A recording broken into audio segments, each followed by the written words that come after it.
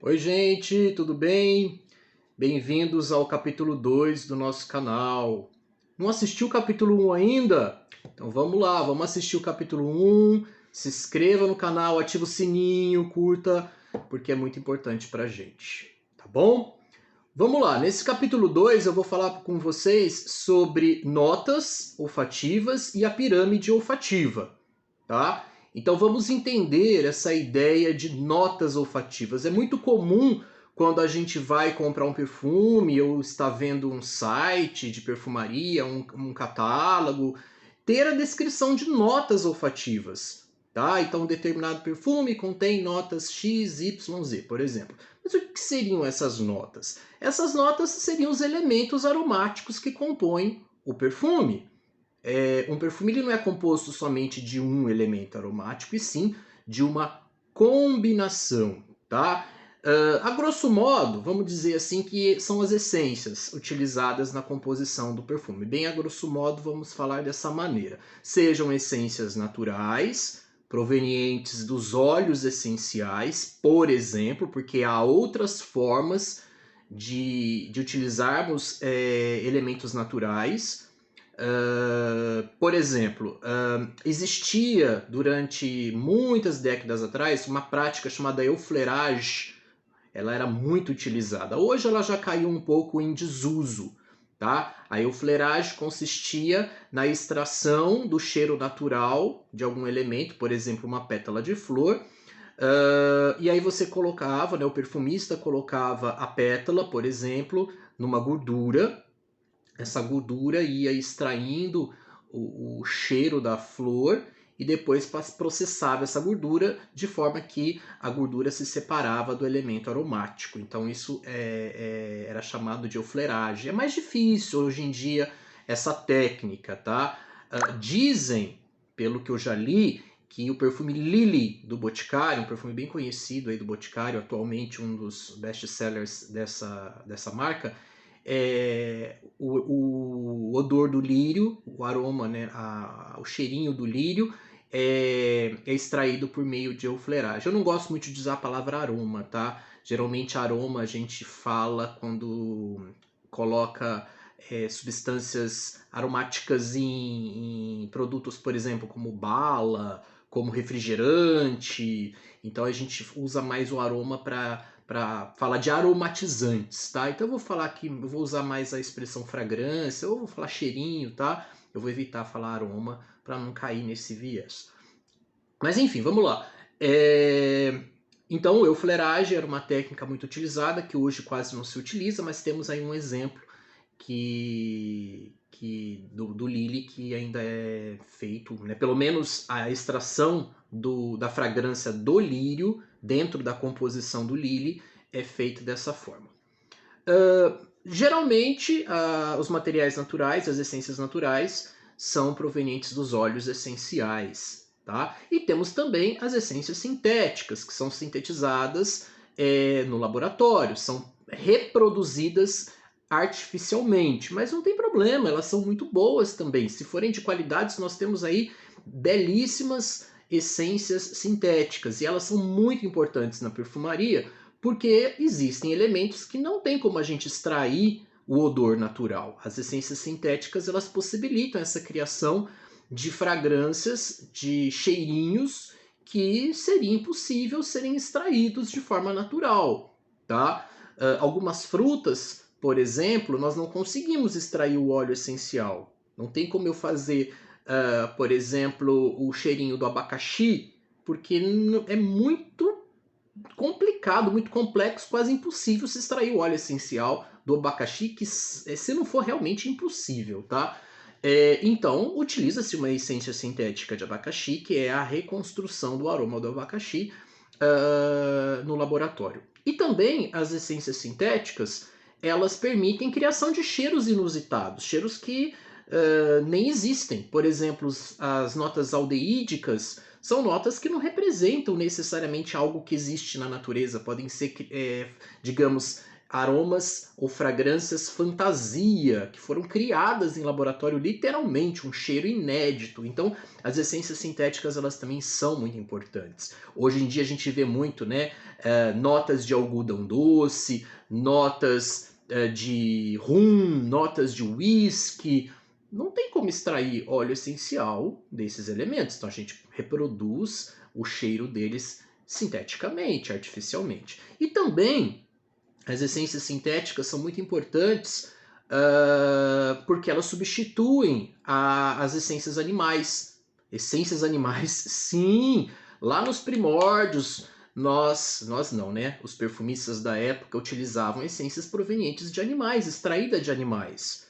Tá? E hoje em dia, devido às questões de sustentabilidade, toda a conscientização que nós desenvolvemos não se usa mais, pelo menos a grande maioria da indústria não utiliza mais essências, cheirinhos extraídos diretamente dos animais.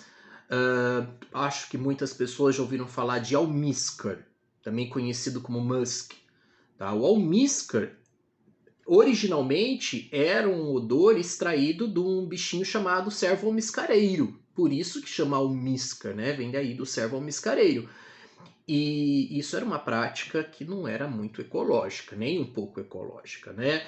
Então, para se evitar toda essa questão e esse sofrimento, sintetiza-se atualmente o almíscar ou o musk em laboratório, assim como também a nota de civeta. A nota de civeta também era uma fragrância retirada de um animalzinho que é a civeta. São animais que não são muito conhecidos aqui pra gente no Brasil, mas eles existem aí, se quem tiver curiosidade, joga aí no Google, vai ver a carinha deles. E aí sintetiza-se a essência em laboratório para não precisar praticar esse ato que é doloroso e muitas vezes levava à morte do animal, né? Então, as questões aí de sustentabilidade, toda essa conscientização foram muito importantes para a perfumaria sintetizar sinteticamente, artificialmente esses odores. Então, nós temos essências naturais, como os óleos essenciais ou eufleragens e outras técnicas, e temos também as essências sintéticas. Cada essência oferece o quê? Oferece um odor, um cheiro, e o perfume é composto por esse complexo de cheiros, que a gente vai chamar de pirâmide olfativa. Tá? Por que pirâmide olfativa? Porque o perfume evolui. O perfume ele vai mudando. Né? Se você espirrar um perfume e sentir, os primeiros 15 minutos aproximadamente ele tem um cheiro. Depois dos 15, 20 minutos ele já sofre uma evolução. Ele já vai ter dado uma leve alterada. E depois de muitas horas você vai ter um outro cheiro. Então essa é a evolução. Nesse momento que você espirra o perfume, nesses primeiros 15 minutos, se sobressaem as notas de saída da pirâmide. São as notas que estão aqui no topo da pirâmide.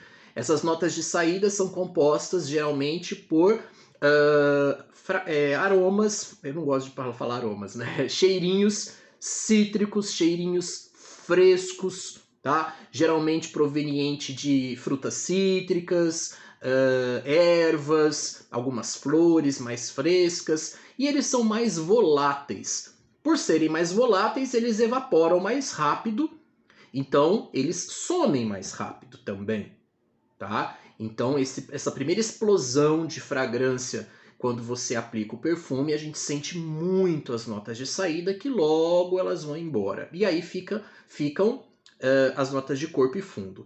Nesse segundo momento, as notas protagonistas serão as notas de corpo, que vai dar aquela personalidade mesmo ao perfume, e são as notas que a gente mais sente ao longo da duração do perfume. Geralmente compostas também por frutas mais gordas, como pêssego, ameixa, flores mais robustas, flores brancas que são mais indólicas, mais lactônicas, algumas ervas, podem aparecer aí já algumas especiarias, enfim.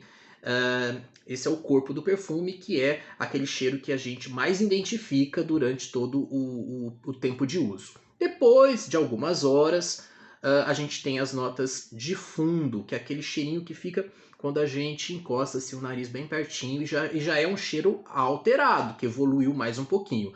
Essas notas de fundo geralmente são compostas por madeiras,